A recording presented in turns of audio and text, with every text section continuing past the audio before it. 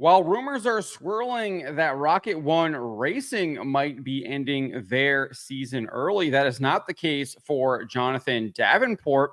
He announced that he will be teaming with Kevin Rumley and K&L Rumley Enterprises to race in not just one race, but two races to close out the season before returning to the Double L Motorsports number 49 team and racing at the Dome. Before we get to this, I'd like to ask you, please hit that subscribe button, hit that bell for notifications so you don't miss any of our future videos here at John Trent Racing.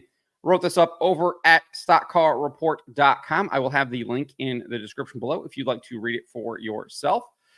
But Davenport announced this on Facebook in a press release. He said, or the press release said, Jonathan Davenport is excited to announce tonight that he will pilot a K&L Rumley Enterprises number 6 car in a pair of late season special events. The potent pairing will reunite for the first time on November 2 to 3 in the 50th edition of the National 100 at East Alabama Motor Speedway in Phoenix City, Alabama. The XR Super Series will preside over the storied race at EAMS, which will shell out a $10,000 top prize on that Saturday and a $30,000 winner's check in Sunday's finale. From there, Jonathan and the K&L Rumley Enterprises team will venture to the pristine dirt track at Charlotte in Concord, North Carolina from November 6 to 9 for the annual running of the World Finals. After the qualifying sessions on that Wednesday, a pair of $15,000 twin programs will take place at the Charlotte area venue on Thursday and Friday. The World of Outlaws Late Model Series grand finale on Saturday evening will boast a $25,000 first place prize. So Davenport shared that these two events will allow him to test out a number of things with Rumley and his Longhorn team. He said this sport is so competitive and every hundredth of a second matters. For me to be able to go test some things with Kevin Rumley at East Alabama and Charlotte is invaluable and will hopefully give us a leg up heading into 2025. He also nipped any kind of rumors in the bud before they got started, saying this.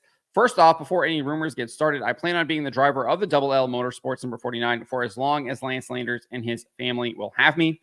I have to thank all of my guys for a tremendous 2024 season, and I'm thankful that Lance and Darla Landers have allowed me to go have some fun with the Rumleys for a few weekends. I will be back in the number 49 to close out our season in December at the Dome for the Gateway Dirt Nationals. So that is what Jonathan Davenport had to say regarding the end of his season. He will be teaming up with Rumley to race in that XR Super Series race in East Alabama. And then he will head to the World Finals at the dirt track at Charlotte before closing out his season at the Dome for the Gateway Dirt Nationals, which I think is one of the best events of the entire year. I know some people don't like all of the beating and banging, but it comes with the territory, and I think it makes for great entertainment, and the racing is always exciting. And you get a lot of different people that kind of show up there than what you see regularly on the World of Outlaws and the Lucas Oil Late Model Dirt Series. So I think it is a very, very fun event the 2 years that I've watched it. So this announcement does come after a disappointing end to his bid for a Lucas Oil Late Model Dirt Series Championship. Davenport went into the Dirt Track World Championship at Eldora Speedway, tied in second in points, 50. He was 50 points behind Ricky Thornton Jr. For much of the race, Davenport was a front runner, swapping the lead with Tim McCready several times and duking out with Josh Rice in the top three. However, a blown motor just 64 laps in saw all his hopes erased, and he was forced to settle for an 18th place finish.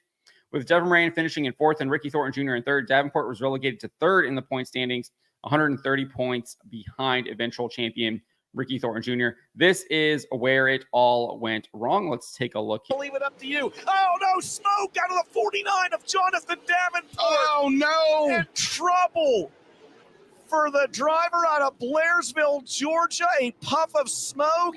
And so there you go. That is what happened to Davenport. He had just taken the lead. There were only 36 laps to go. He was on lap 64. It was looking like he might have the win in the bag there, because as you know, when Jonathan Davenport gets to the lead at Eldora, it's very, very difficult to pass him. But unfortunately, he would have a mechanical issue that would end his night. This is what he said after the race as to what exactly happened. He says, we don't really know exactly what it was. It was either a rod bolt or a crank broke. As soon as we took the lead, obviously there, we went turn one, let off the gas, and it shook really bad. First, I thought it was a drive shaft, but I went back to the gas just for a split second and then knew exactly what it was.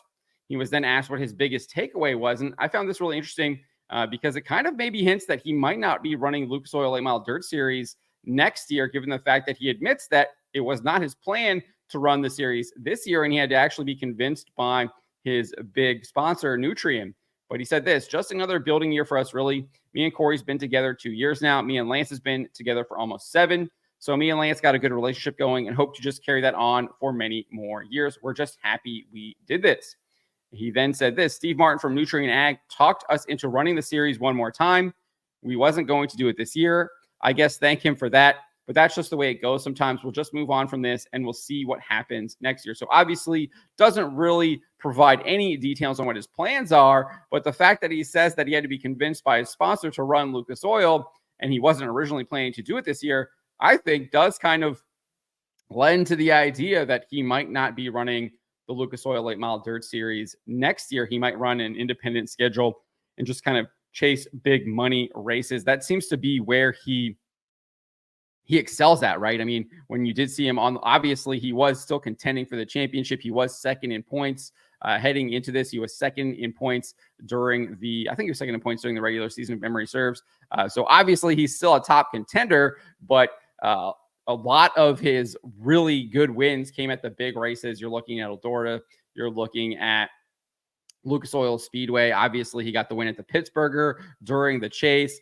He also won recently. Where did he win? I think he won at Knoxville. So he wins those big races. He's always a massive threat, and I think usually the favorite when it comes to a lot of the big races. So we'll see what he does next year. Obviously, we will be putting our ear to the ground and keeping our eyes open on this. But for now, he will be at East Alabama with the XR Super Series, and then he will head to the World Finals with the World of Outlaws at the dirt track at Charlotte.